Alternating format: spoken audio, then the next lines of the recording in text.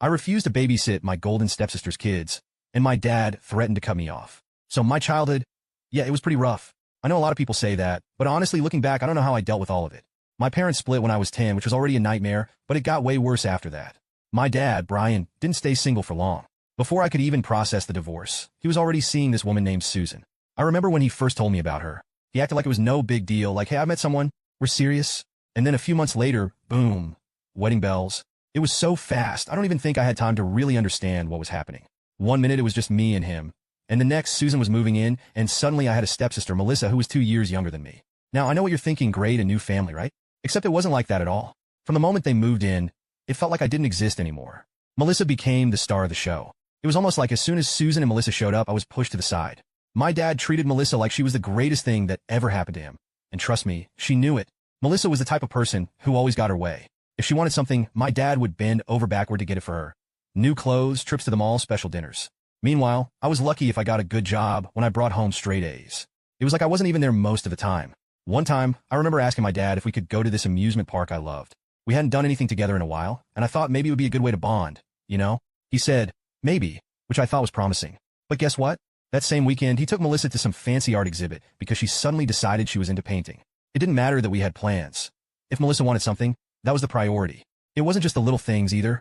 My whole teenage years were spent watching Melissa get everything handed to her while I had to fend for myself. I can't even count how many times I asked my dad for help with something, only to hear, ask Susan, or, why can't you be more like Melissa? That last one really stung. And it wasn't just my dad either. Susan was just as bad. She acted like Melissa was some sort of perfect angel who could do no wrong. Meanwhile, I couldn't catch a break. If I did anything slightly wrong, like getting home late from school or leaving my room messy, Susan would act like it was the end of the world. But if Melissa did the same thing, no big deal. Oh, she's just expressing herself, Susan would say. It was so frustrating.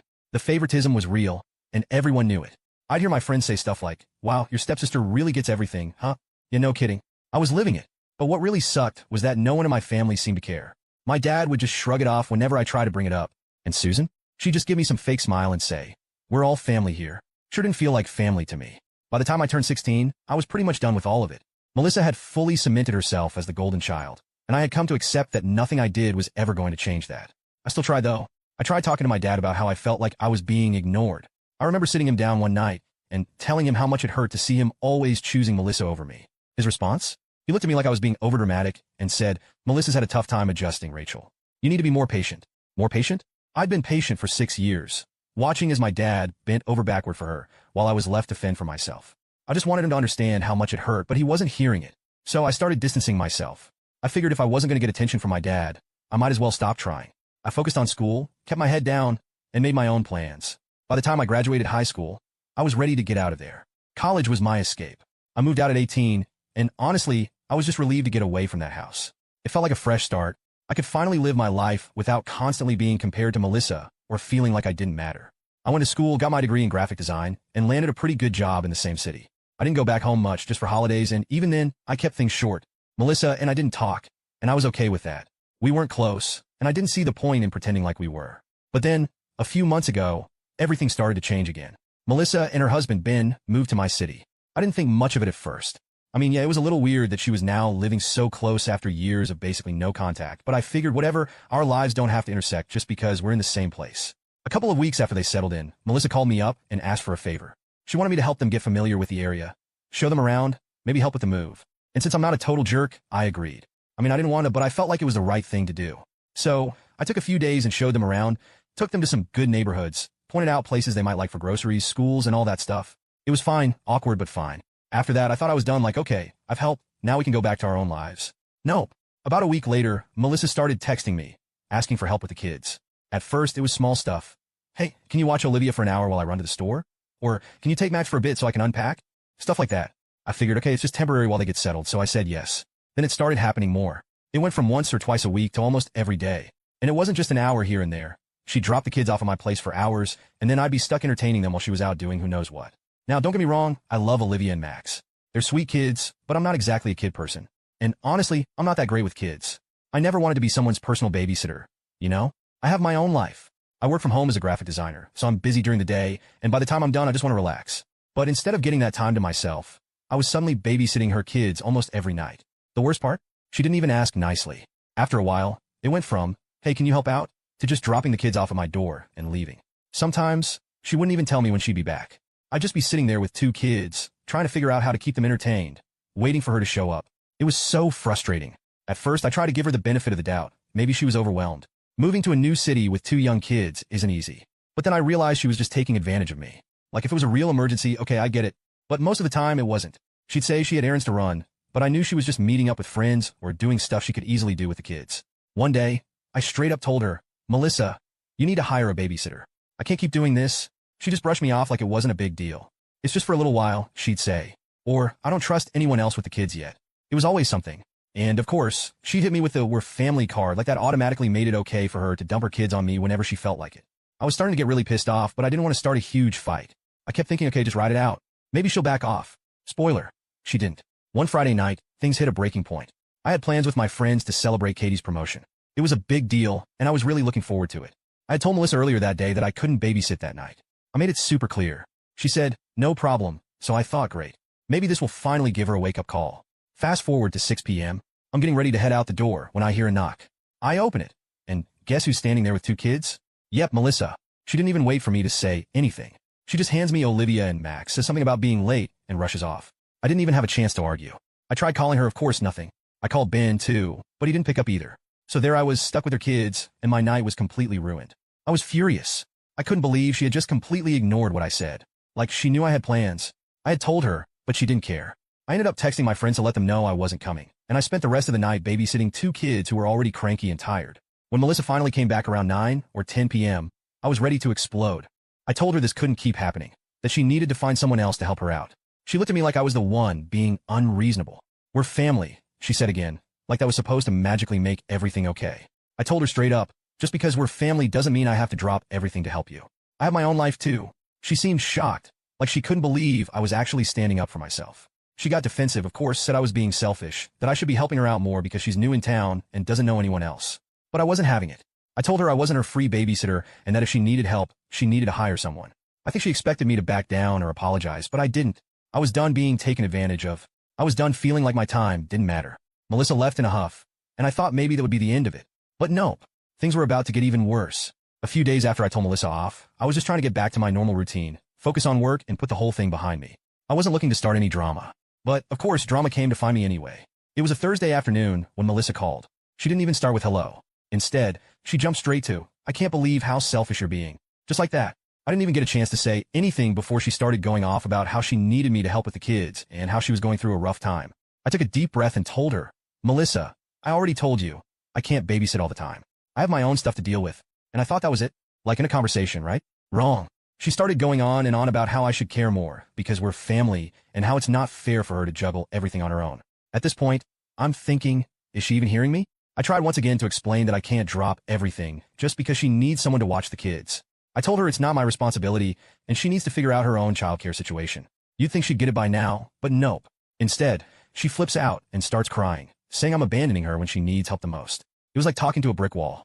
And the worst part? After she hung up, I thought that was the end of it. But then my dad called. Now, let me tell you something about my dad. He's always been kind of blind when it comes to Melissa.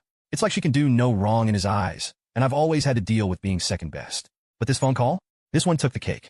So my phone rings, and I see it's my dad. I figure he's calling to check in or something, maybe calm the situation down. But as soon as I pick up, I can tell from his tone that something's off. Rachel, he says, we need to talk about what's been going on with Melissa. I roll my eyes, already knowing where this is going. Okay, what's up? I say, trying to keep my cool. He immediately jumps in, saying how upset Melissa is and how she's been struggling with the move and the kids, and that I should be more understanding. He's talking like Melissa's some kind of saint who's just overwhelmed, and I'm the bad guy for not stepping up. I try to cut in, but he keeps going, saying how disappointed he is in me for not helping out more. I finally get a word in and tell him, Dad, I have my own life. I can't just drop everything to babysit whenever Melissa wants me to, but he's not having it. He's saying stuff like, that's what family's for, and you need to be there for your sister. That's when I snapped. I told him, Melissa's not my responsibility. She's an adult, and if she can't handle her own kids, she needs to figure that out without dragging me into it. I said it calmly, but inside, I was boiling. Then my dad hit me with something I wasn't expecting. He said, if you don't start helping out more, I'm going to cut you off. Now, when I say cut off, it's not like my dad's been paying my bills or anything. I've been self-sufficient since I left for college. But we've always had this kind of unspoken understanding where he'd help me out if I ever needed it. He paid for my car insurance, chipped in for my rent when I was struggling after graduation, that kind of stuff. So when he said, cut you off, I knew he meant completely. No more help, no more financial support, nothing. At first I was in shock. I couldn't believe he was threatening me like that just because I wouldn't babysit for Melissa. Like seriously? That's where we're at now. So I said, are you really cutting me off over babysitting? And he didn't hesitate. If you're not going to help your family, then yes. That's when I lost it. I said, you know what? Fine. Cut me off. I don't need your money. If this is how you're going to treat me, then maybe it's better that we don't talk. He went quiet for a second, like he didn't expect me to actually stand up for myself. But then he just sighed and said, I'm really disappointed in you, Rachel. You've changed. Changed? I hadn't changed. I had just finally reached my limit. I'd spent years watching Melissa get everything handed to her, while I had to fight for scraps. And now I was being told I was selfish for not wanting to be her free babysitter. I didn't bother arguing anymore. I just said, I'm done, and hung up. After the call, I felt a mix of things. Part of me was furious. Furious that my dad was so blind to what was happening. Furious that Melissa had manipulated the situation to make me look like the bad guy. But another part of me was just sad. Sad that my dad couldn't see how unfair he was being. Sad that I was losing what little relationship I had with him. I sat there for a while, trying to process everything. I thought about texting Melissa, trying to reason with her. But what was the point? She clearly didn't care about me or my boundaries. She just wanted what she wanted, and if I wasn't willing to give it to her, I was the bad guy. After a while, I decided enough was enough. I wasn't going to let them guilt-trip me anymore. If my dad wanted to cut me off, fine. If Melissa wanted to cry about me not being her personal babysitter, she could do that. But I wasn't going to let them walk all over me. I turned off my phone, made myself some dinner, and decided I was done with the drama. If they wanted to talk, they could, but I wasn't going to chase after them. I thought that was the end of it. But, of course, things were far from over. The very next day, I got a text from Melissa. It wasn't one of those passive-aggressive messages like she usually sends. Nope, this one was straight-up aggressive. She said something like, I can't believe you turned your back on your family. You've always been selfish, and now you're showing your true colors. Don't bother coming around if you're not willing to help. Now, I don't know about you, but being called selfish by someone who's been using me as a free babysitter for weeks? That's rich. I was so done with her attitude, and I wasn't going to let her twist the narrative anymore. I texted back, telling her straight up, I've helped you more than enough, and you've done nothing but take advantage of me. I'm not your babysitter. Find someone else. I was pissed, but at the same time, there was this weird sense of relief. Like, finally, I was telling her what I should have said a long time ago. No more tiptoeing around her feelings. No more letting her walk all over me. I was done, but then something weird happened. Later that day, I got a call from one of my friends, Jessica. She sounded kind of awkward, like she didn't really want to talk about what she was about to say. She goes, hey, so, I ran into Melissa earlier today at the mall. She was with some guy. At first, I didn't think much of it. Melissa was married to Ben, so maybe she was just hanging out with a friend or something. But then Jessica kept talking. She didn't see me, but they were acting really close. Like, too close. They were holding hands, and I'm pretty sure they kissed. I froze. What? Melissa, the same Melissa who had been making me feel like crap for not helping with her kids, was out at the mall with some dude behind Ben's back? I couldn't believe it. Part of me didn't want to believe it. But Jessica wasn't the type to lie or exaggerate. She was just as shocked as I was. I thanked Jessica for telling me, and hung up, my mind racing. I started replaying everything in my head, the sudden need for me to babysit all the time, the random errands she always had to run. It all started to click. She wasn't overwhelmed or struggling with being a mom. She was using me to watch her kids, so she could sneak around with this guy. The more I thought about it, the angrier I got. Here I was feeling guilty for not helping her, feeling like maybe I was in the wrong, and the whole time she was just using me so she could cheat on her husband. I couldn't let this go. Ben was a good guy, and he didn't deserve to be treated like that. I wasn't about to sit back and let her get away with it. So I made a decision. I was going to expose her. The next time Melissa called, asking me to babysit, I agreed.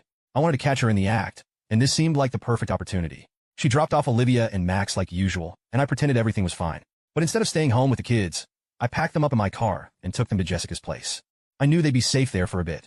Then I drove over to the mall where Jessica had seen Melissa and the mystery guy. I parked my car and waited. I didn't have to wait long.